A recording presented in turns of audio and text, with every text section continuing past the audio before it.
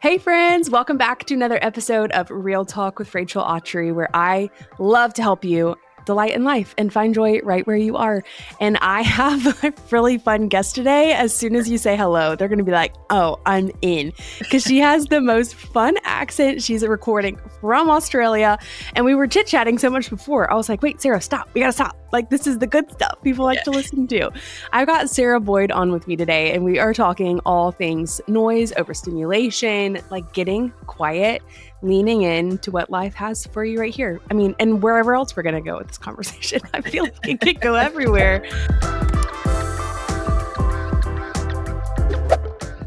And I love it. So wherever you are in life, there is something here for you today. Just two girls trying to figure out life right alongside you.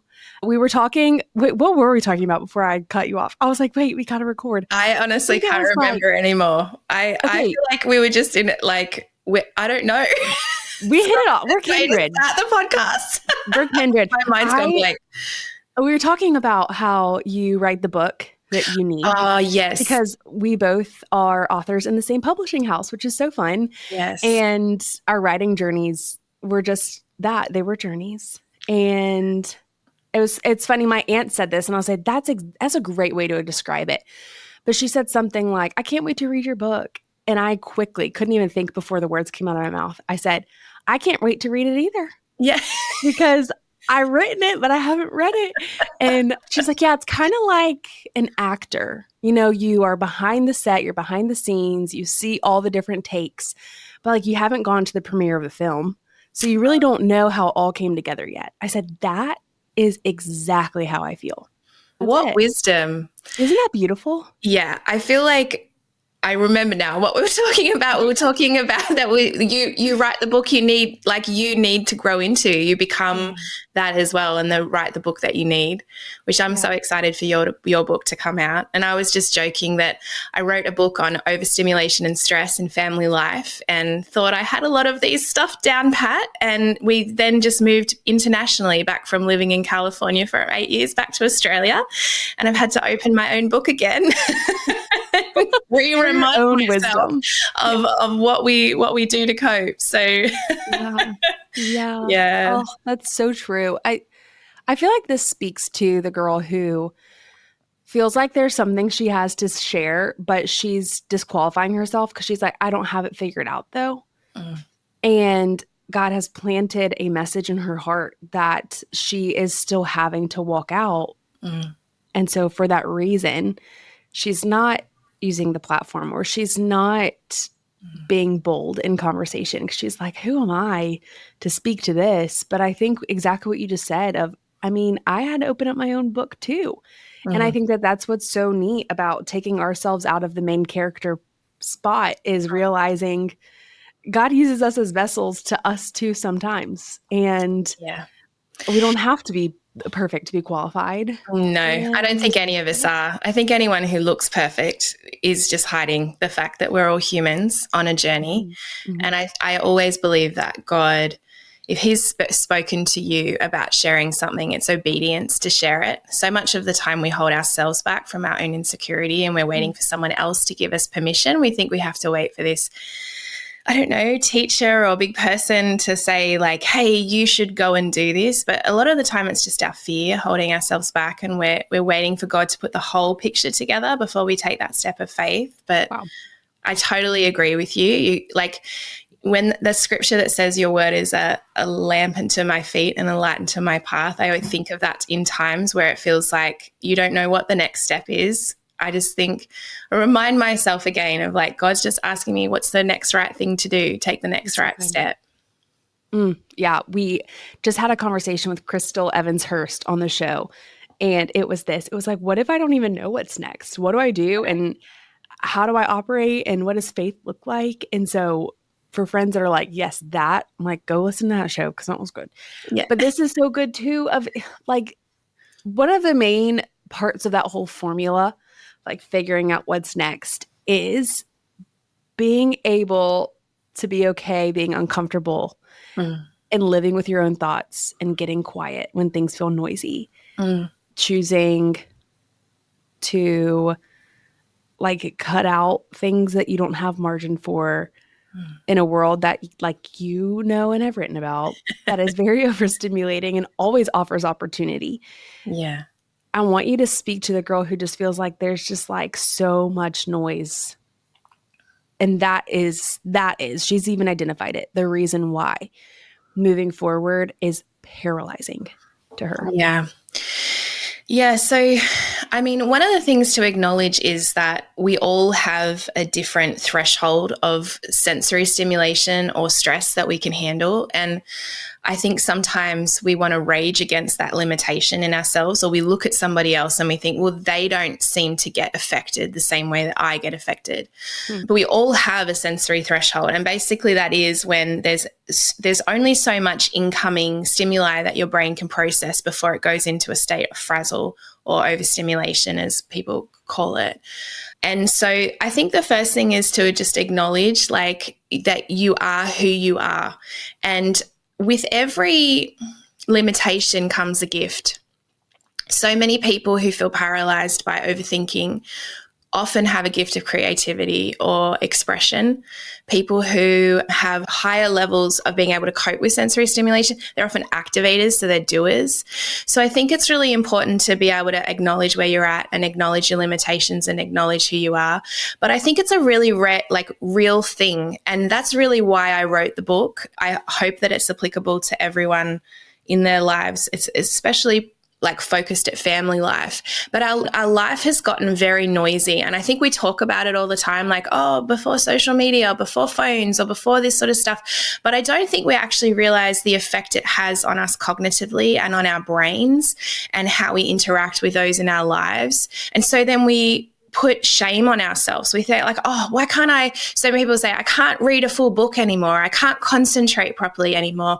Oh, I'm such a, I need to get more disciplined, or I need to get this, when actually it's because of the way that our brains are relating to the world that we're in now. And our brains, because of God's kindness, can operate in the world, but they were not designed like primally to go at the pace of which life demands us to go right now. And there's compassion we have to have for ourselves in those spaces, being like, I wasn't really, like, my brain wasn't first created for 2025. Yeah. Totally. I mean, the part of our brain that runs everything automatic, like your breathing and your emotions and all those things that happen automatically, it's a different part of the brain.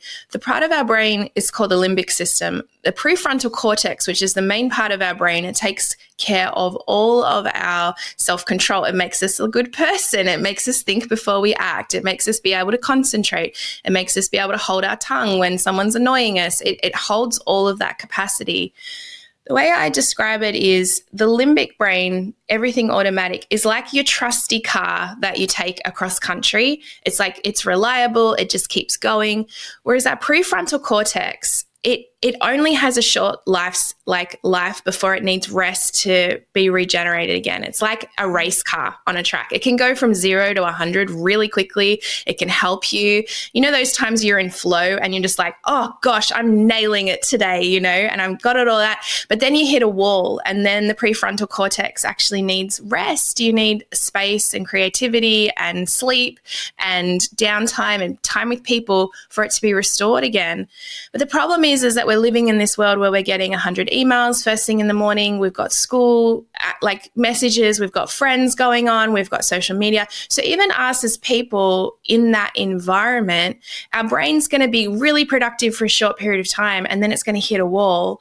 And if we're not aware of that and able to navigate that, and some days you just can't, you just have to push through and do what you need to do. But even just understanding it, I find, brings a lot of compassion and understanding in terms of the way God's created us to live.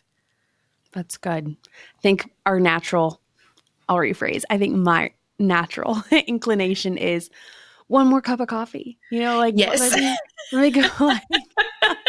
Let me go put my feet in the grass, and all of a sudden I'm going to be better. Or yes, power on. Or one more task or whatever. And I have to catch myself and be transformed literally by the renewing of my mind and choosing to believe that, what's the quote? We don't work for rest, we work from rest. And so my tank is empty. I have nothing else to give to show up excellently in this moment. Mm. So like, let me lean into the places that need me and let me tap out the places that don't. But why is that so hard, Sarah? Why is that so hard for me? Yeah. Like, no, everyone needs me. The world won't stop, the world will stop spinning if I don't show up, which I think is what a lot of us, specifically women, Mm. believe. Like, the dinner won't get made, the laundry doesn't get done, the emails Yeah. don't get answered. So how do we justify just like taking a second and stepping away when our brain is screaming for us to do that?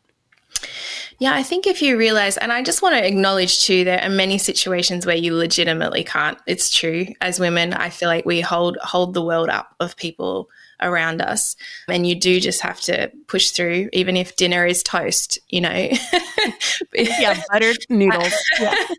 But I think one of the concepts I talk about is it's a psychological tool, but I actually believe all helpful psychological tools are actually come from the Bible. But one of the tools that we talk about in psychology is loving detachment, which is being able to say, hey, I've done all that I can do today, or I've done all that I can do in this situation. I'm going to release the rest and surrender it to God. And I think it's that tension, don't you think? I think on one hand, God's waiting for us to take action and to be an active participant in our lives. It's not about just sitting back and doing nothing. But the other side of the coin is like we have to trust Him.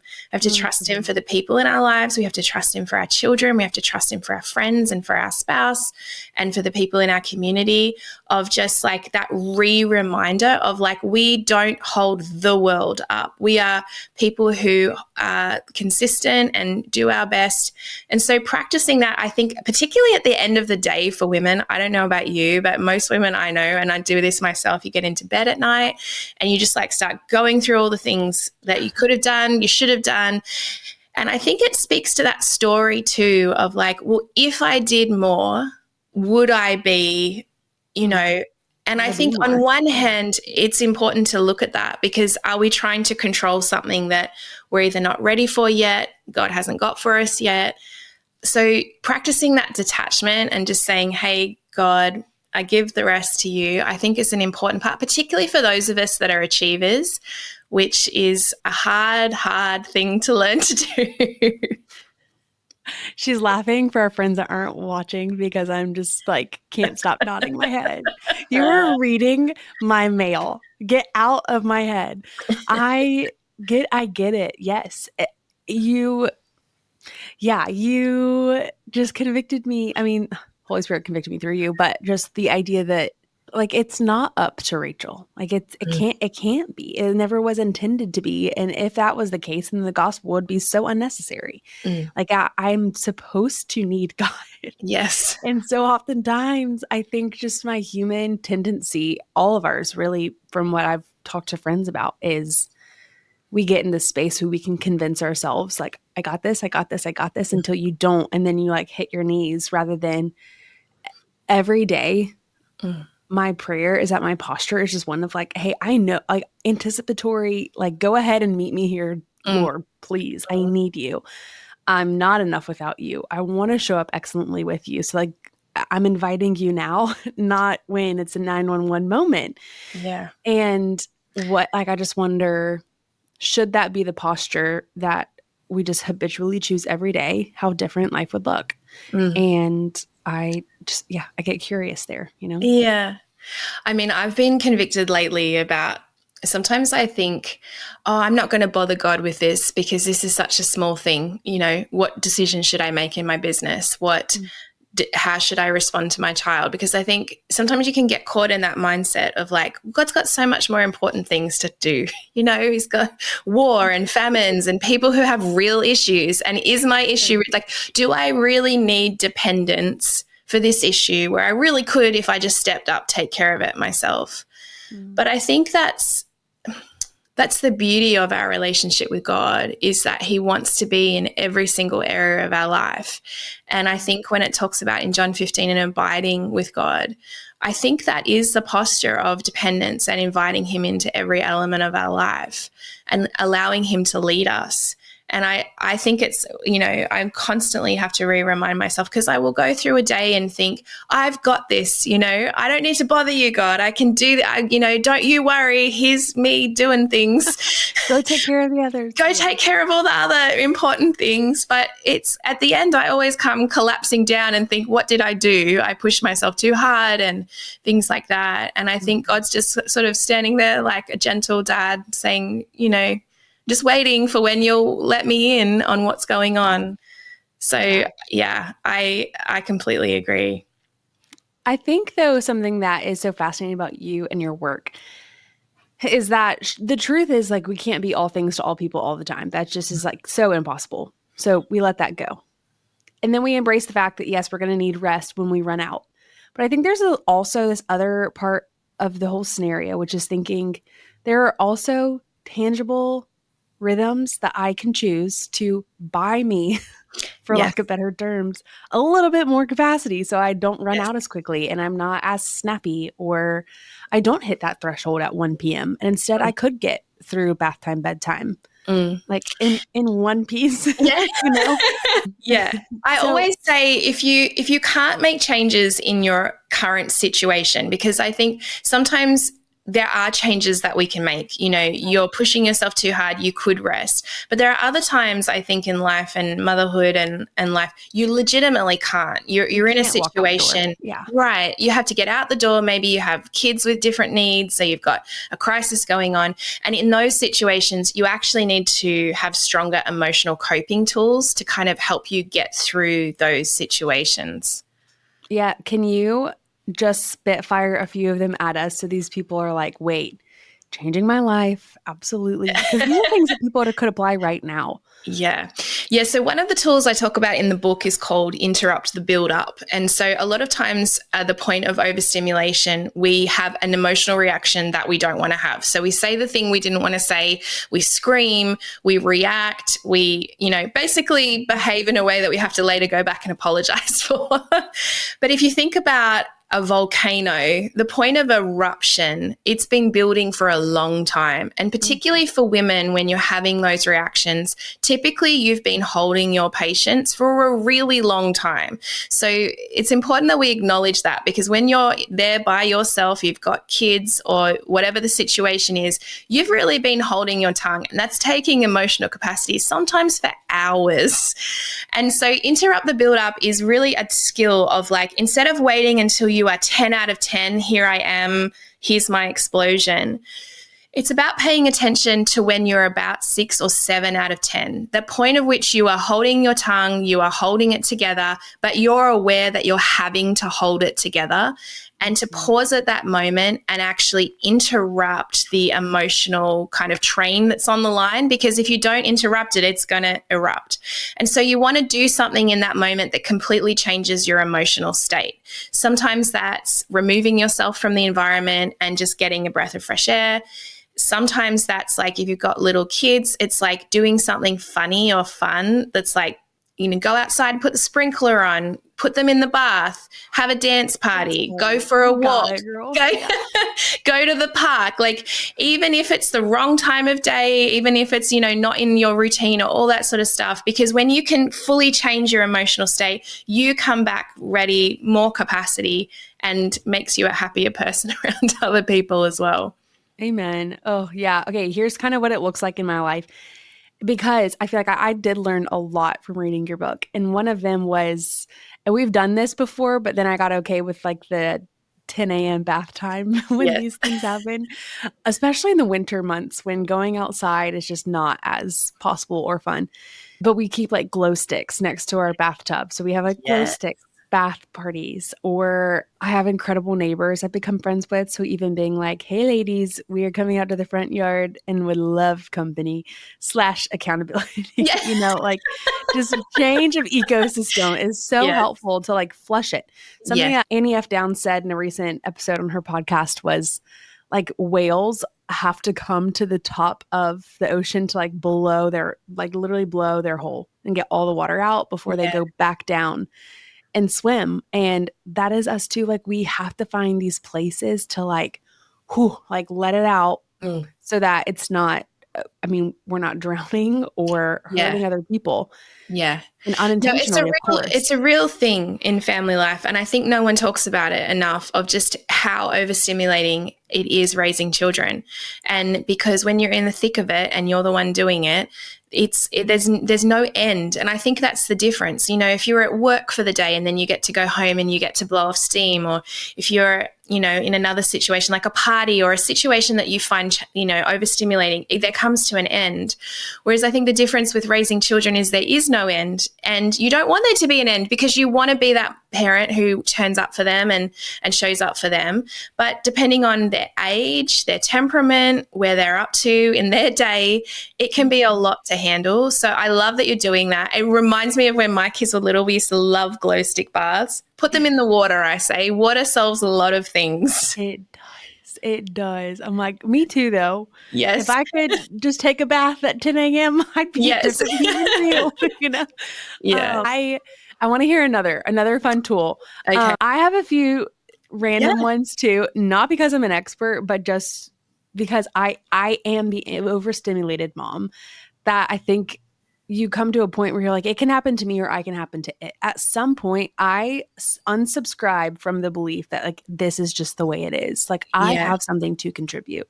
Yeah. And gosh, I mean, not even to like shame and guilt, because that is not where this is coming from, but like we will have a legacy. There will be a way we are remembered. And my prayer is that I'm remembered as a friend, as a fun mom who was approachable. They didn't have to tiptoe around me. But I realize that takes work. That takes doing my own work just as much as I expect my kids to help do some work in there too. So that's my disclaimer to all of this, is just that it matters more than just getting through your day, which I think is what the world will tell us. But what scripture tells us too is like we are partnering with the creator of the universe to steward these little lives and hearts and to be the first presentation of the gospel they will ever see. And again, like that's not to have pressure built into it. That's actually to say, hey, you're freed up because there's forgiveness, there's reconciliation. Yes. There's a let go of perfection, but it also means like you got to show up and do some work too if you're going to partner with the creator of the universe. Yeah. So I think that's why I believe that parenthood offers us one of the greatest invitations to grow in our emotional and spiritual health and maturity. And I don't believe everyone accepts that invitation, but in no other situation will you find yourself completely at your end at a consistent point of time where you're just forced to A, lean on dependence and trust in God, but B, grow as a person. And as we grow in our emotional maturity and our spiritual maturity, the most amazing thing that God transforms us through the process. Like when you think about our transformation, obviously when we become a Christian, we're instantly transformed, but there's also a process of becoming that God takes us on to make us more like him. And that process, it's a process. It's not like someone hands you a child and then instantly you're just like this amazing, mature person. We're on a journey too. But the amazing thing about going on that journey is what a gift you become to the people around you. Because when you become healthy and spiritually and emotionally mature, you actually become someone that people want to be around. You become someone that can give wisdom in hard situations. You can be that love and support. And so I love that you share that, because it really is important that we take these opportunities to grow and to actually look at, again, it's that balance, isn't it, of like, what can I control and what do I need to trust God with? And I think one of the other tools that you actually just mentioned in what you just did is actually looking at your day and having a look at, are there consistent times that this is happening? You know, for me, it is always at dinner time. I always have, when my kids were little, they would both be yelling at me. Now they're older, but it's still homework. This happened today. This happened today. And I don't know what it is. Maybe everyone has a different situation, but my husband will come in and talk to me as if I don't have two other people talking to me at the same time already and just talk over the top. And then in all the chaos of trying to do dinner, that's my point. And so one of the things I think about is if I can, I try to do dinner early, like organize it earlier in the day, or at least know what I want to do. Gosh, I wish I had a magical fairy who did dinner for me every night. I know. That would be amazing. I just take a few moments to remind myself of, like, if it's building up again, if dinner's late, it's late. If it's not the perfect, I'm no perfect cook. I'm not ever, that's not my thing. I order amazing takeout for people and put fruit and fresh veggies for everyone, but everything else is like, it's not my jam. So I think it's just like having an awareness of that and then adapting for it. They're not life-changing strategies of like all the things I just said, but it is that awareness of like, hey, maybe for you, if you've got littlies, it's first thing in the morning, you didn't get enough sleep and you're just like, I am struggling first thing in the morning. Like, it's not even at the end of the day, it's straight away. And it's like, well, if you're aware of that and that's happening consistently, what can you do to give yourself some space, give yourself some bandwidth, whether it's like swapping with a friend or your spouse or anything like that, to kind of hit that situation in a way that you can actually get a little bit of bandwidth. Because I think a lot of it is us coming away from the mentality of like, we just have to push through everything. Mm-hmm. That's not how resilience works, or adaptability or emotional capacity works. It works like a elastic band. You have to stretch and compress and stretch and compress. And if you're just stretching, something will pop at some point, and then you're in the situation that you don't want to be in. Yeah. Mm-hmm. Well, we've all been there. I can say that. Like, we've all been there. We've done something embarrassing or said something embarrassing. You're like, oh my stars, I will need to apologize for that one. Yes. And it happens. And so the goal is not for that to not happen. I think the goal is just for that to not be the consistent, like you said, the most frequent thing. 100%. And I think a really important part of our relationship with anyone, but particularly as we're raising children, is the process of rupture and repair. It's really normal for all of us to say and do things that we're imperfect human beings. And so I love that you share that. This is going to happen regularly. So again, it's like, trying to control what we can control, but on the other hand, we just need to get really good at apologizing to the people around us, to our kids, and just talking about that. And the thing I love about that is it gives our children an example of a real life healthy relationship. They need to see that other people aren't perfect and you can resolve it, and here's how to resolve it, because otherwise they grow up thinking, hey, everything's perfect, and if I'm having any troubles in relationships, there must be something wrong with me, as opposed to it being like a really normal part of just being a human and loving people in your world.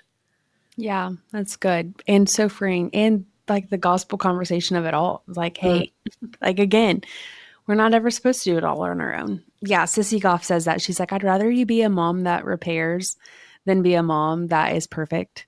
Because again, like, yes, your kids need the examples so that they don't think something's wrong with them when something goes wrong, when they're parents or they're a roommate or they're a spouse. Like that, those things will naturally happen. I would love maybe if you could give me like, or for the mom listening, she clicked on this episode because she read something that she was like, I need that. That's me. Anything that you have in your mind that would be an encouragement for her, maybe that we haven't touched on, that you're just like, oh, I think she really needs to hear this. What would that be?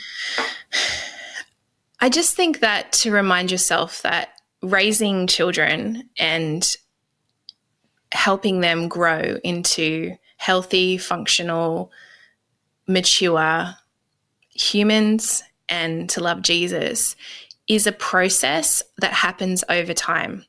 And I think one of the gifts that my study in child and adolescent development afforded me was to not get too caught up in the stage that you're in, because so much of it is a stage. Now, on one hand, you hear all of the talk about how you only have so long with them and you should, embrace it. But when you're struggling and you're struggling to get up every day, that kind of verbiage is actually really disheartening. You just think, what do you mean? Like, I'm struggling, I'm drowning here, and everyone tells me to cherish it. I would just say so much of what we struggle with children, they will grow out of. so much of it is the developmental stage, and you're just in the thick of it. There are just some stages of motherhood that are just hard. And if you have children with differing needs or different temperaments, or if they have neurodivergence, it's a challenging situation. And I think because you're in the walls of your own home a lot of the time, you don't have someone as an empathetic witness to what you're doing. And so it's easy to be really, really hard. Almost every mum I speak to, every parent, is doing better than they think they're doing and way too hard on themselves. Because I think in this environment of social media and a lot of people talking about it, if you don't watch the content that you're bringing in, a lot of this content can inadvertently make you feel worse about yourself and put pressure on yourself that only adds stress. So I would just say that so much stuff is a stage. You're doing better than you think. Make it through the stage, and it's amazing. It pays off. That's what I'll say. My children are 10 and 12 now. They're older. I'm already beginning to see it, of like all that investment, all of that thing. You can see it in who they become, and as their personalities come out, and as they're like growing and as they're stretching towards maturity themselves, you can see the investment that you've made in them and that it's been worth it. So you're doing better than you think, Mama, and just keep going. That's amazing. Oh, amen. That is so good. Well, I want to hear, this is one of my favorite questions to ask our friends that come on the show. So random. Okay, we're taking a tangent here. But what is something that you are loving that you have to share with our friends listening today? Oh, goodness. Something that I am loving that I have to share. I just moved internationally, so I haven't had a lot of things, and I am a green tea drinker. I am not a coffee drinker. It's not a thing. I just have never liked the taste, but I got my tea. You know, your favorite brand of the thing that you got? I got my tea finally, and I'm a very, very happy person. Oh, that's so happy. Yes. So happy. Isn't that adulthood? You're just like, that's the thing that I'm most excited about is my green tea. Yeah, that's why I know that the people I have on the show are my people and my friends listening are my people, is because it's always like green tea or like this vacuum cleaner. Or like, I went grocery shopping and it was amazing. Target. Or instrumental jazz. I'm like, we're there. We're full on adults now. Yeah. Love it. How do you drink your tea? Just plain green? Yeah, so it has to be jasmine green tea. I don't like normal green tea, jasmine green tea, and just hot, no milk or sugar or anything. I just got addicted to it a long time ago, and it's my only source of like caffeine. So it's like I like it strong. That's amazing. Okay, well, when I come to Australia, yes, you can make me your jasmine. Yes, I will. You'll have so much green tea. You won't. That's amazing. That's exactly what I would love to hear. You need to come over. Thank you for being here and just loving on our friends that are listening, and that mom that just is feeling like life is a lot right now, and she's looking for ways and tools to healthily handle and deal with what is in front of her. So you did that, and I'm so grateful for you. Oh, thank you for having me, Rachel. I've loved our conversation. Of course. Thanks so much for listening to another episode with us. It would mean the most if you took 30 seconds and left us a 5-star review in whatever platform that you're listening in right now. It's one of the best and free ways that you can love on us. So don't forget that anything we mention in today's episode, from resources, products, and more, can all be found in our show notes at realtalkwithrachel.com. For more updates, behind the scenes, and fun chats, head over to Instagram and follow us at Real Talk Podcast.